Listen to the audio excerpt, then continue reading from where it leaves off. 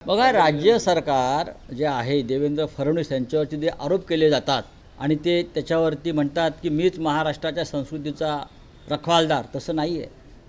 महाराणी ताराबाई, तारा राणी यांच्या संदर्भात मंचावरून एक वक्तव्य केलं जातं आणि सरकार त्या संदर्भात मुख गळून गप्प आहे. नुसत्या जयंत्या मयंत्या पुण्यतिथ्या कसल्या साजरा करताय? शिवाजी महाराज असतील, संभाजी महाराज असतील, तारा राणी असतील, हां, गडावरती हार घालायला जातात. अहो, आमच्या तारा राणींची पूर्ण बदनामी एक विशिष्ट समाज धर्माचे लोक करतायत आणि तुम्ही गप्पात, कारण त्यांची मतं तुम्हाला पडतात. त्यासाठी तुम्ही आमच्या दैवतांचा सुद्धा सौदा करताय. मिस्टर देवेंद्र फडणवीस, मी आपल्याविषयी बोलतो. तुम्ही बोला ना, तुम्ही बोलत का नाही?